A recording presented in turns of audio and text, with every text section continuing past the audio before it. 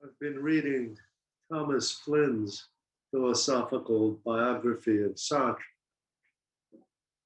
and perhaps unsurprisingly, it's a tad dry. So I'm not going to inflict any passages from it on you. But I would like to talk a little bit about Sartre's concept of bad faith, which I think has some interesting parallels with our practice.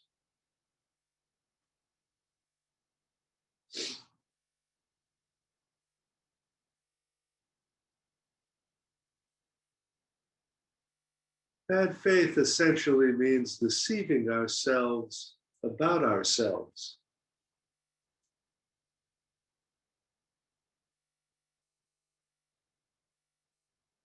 And it's a uniquely human dilemma because of the nature of ourselves. Remember, Heidegger said Dasein is that being for which its being is an issue. Who and what we are is not given, but is in some sense something we have to create, not simply discover or even take for granted.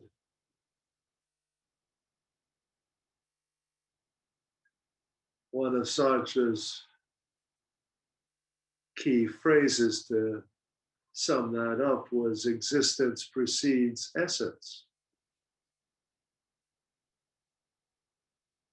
It's another way of saying we have no fixed or permanent essential nature, right? A very Buddhist idea.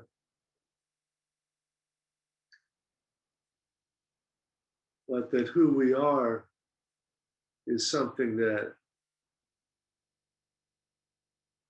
we ourselves are responsible for constituting.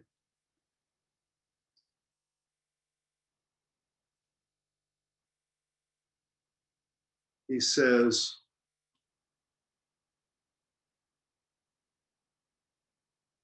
consciousness is that which it is not, and not what it is.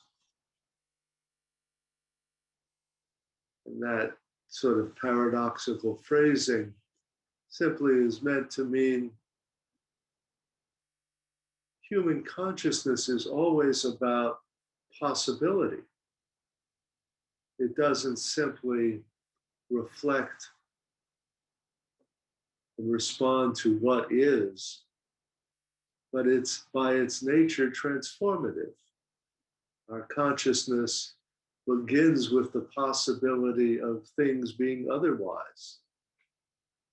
That this could be that.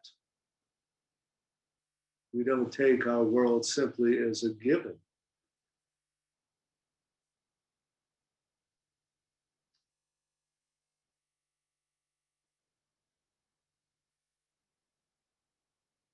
Now, there is some level, obviously, at which the world is given to us.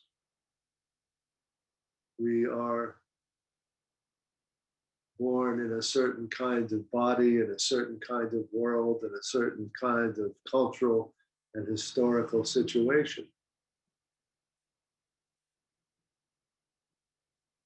And we must always negotiate the interaction between what is given by our situation. Heidegger calls it our thrownness, and our freedom, our sense of possibility. And one of the ways Sartre talks about bad faith is a kind of deception about the relation between what is given and what is possible. I think de Beauvoir, his partner, illustrated it best in The Second Sex when she talks about how a woman is made, not born. That we grow up in a culture that tells us these are the characteristics of femininity. These are the characteristics of female beauty. These are the roles that are appropriate for women. This is what is woman's work. This is the natural way a woman is and should be. And for de Beauvoir,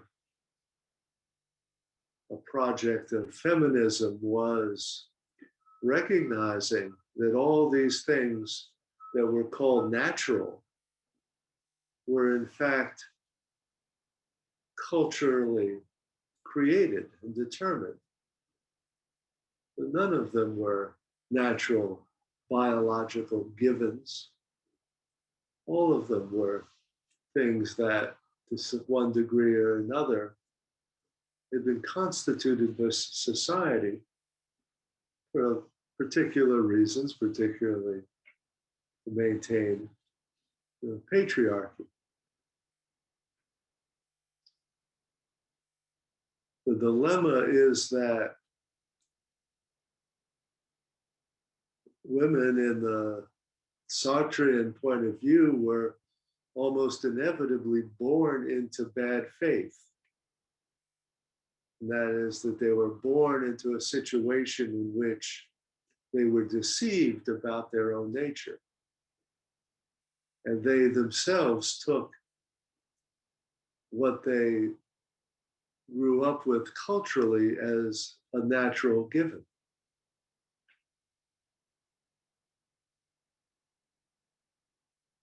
Because Sartre is preoccupied with an irreducible level of human freedom, he was very hostile to the notion of a Freudian unconscious, which he thought precluded genuine freedom. And he didn't want to see that as part of the situation. So his language is of self-deception rather than what we would call dissociation or unconscious processes.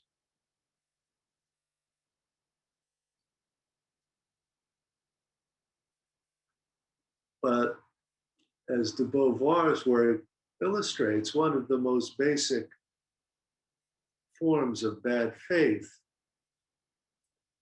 is to emphasize one side of the freedom versus conditioning duality at the exclusion of another. And I think this is one of the ways in which I think this dovetails with what we deal with in our practice all the time.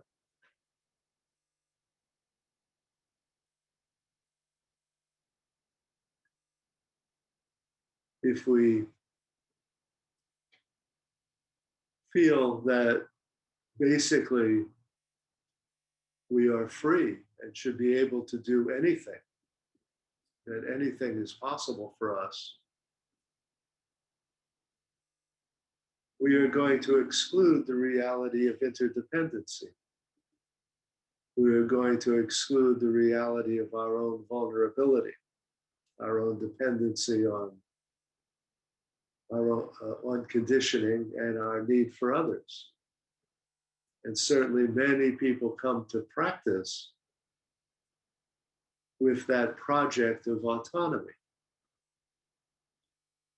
That enlightenment will be the condition in which no one will ever be able to hurt me again.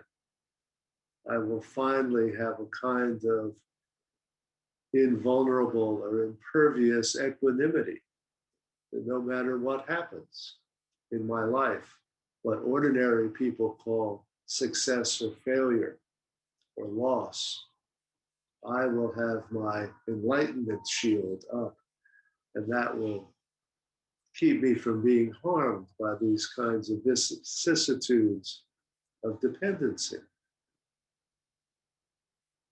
That's one thing I call a curative fantasy that Sartre would refer to as a form of bad faith. But its polar opposite is equally problematic.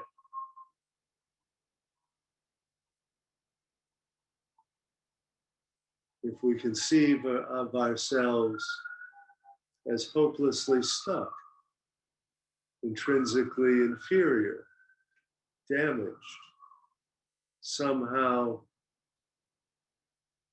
forever tainted by our history, by the losses or traumas of our childhood, circumstances in which we grew up, then we can feel ourselves forever mired down or deficient. And then we can try to attach ourselves to idealized figures. They have it and I don't. We're stuck in that kind of one down position forever.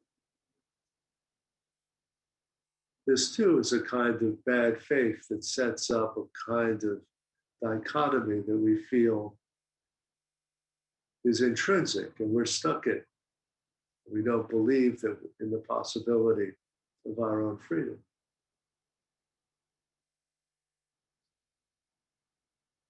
Here we feel totally defined by our circumstances.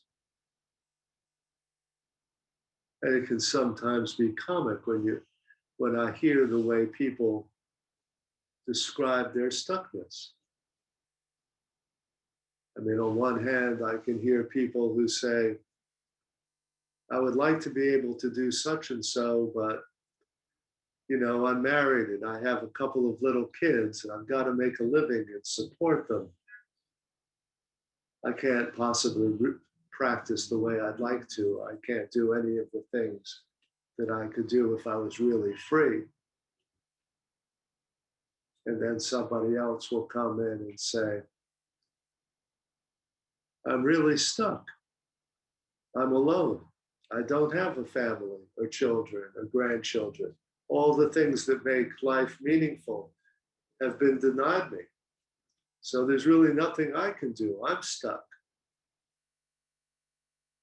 In both cases, it's whatever circumstances you have.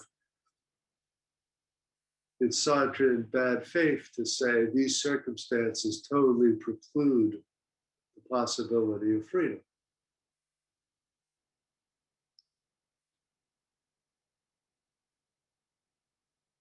Another way this plays out, I think, in traditional Zen practice is the dichotomy that's often set up between Rinzai and Soto forms of practice.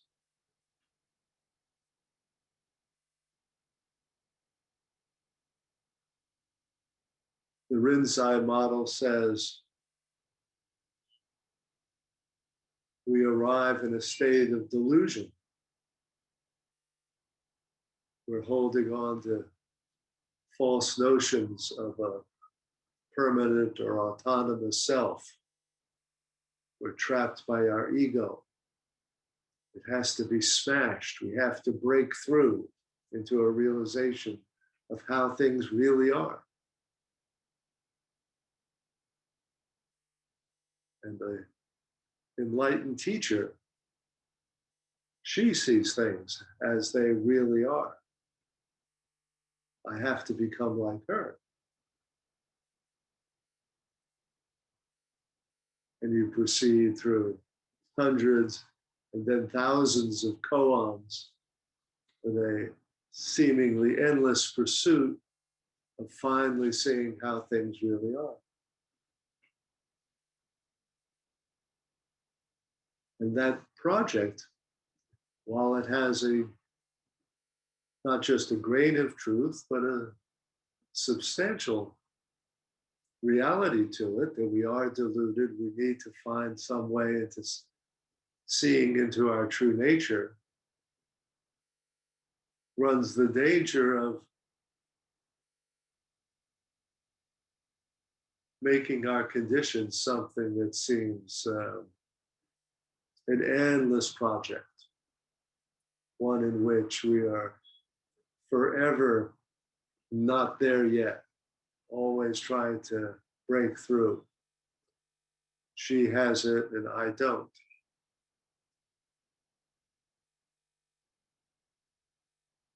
On the other hand, the Soto practice, we could caricature as saying, complacently rests in a kind of trust that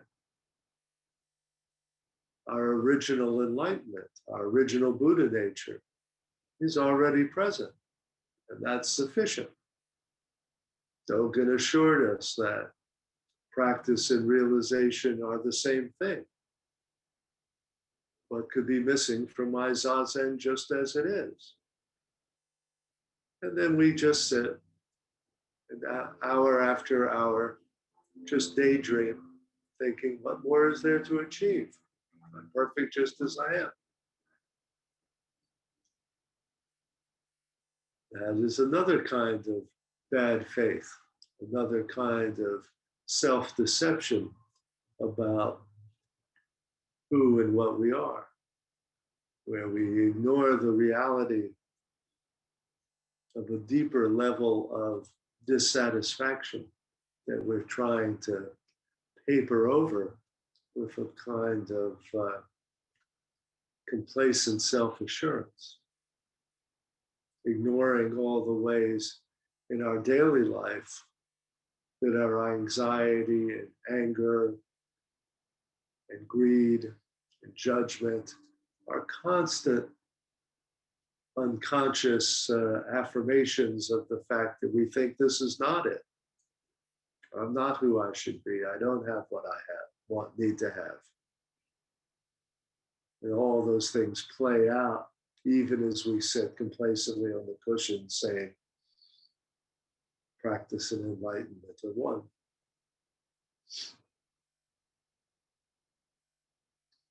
Now, I suppose it's the teacher's job in these cases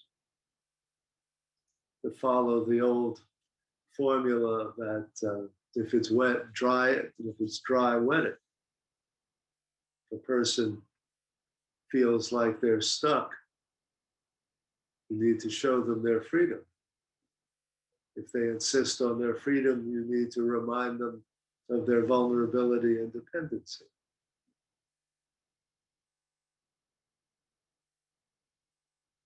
Each of us comes from our own particular direction with our own particular curative fantasy.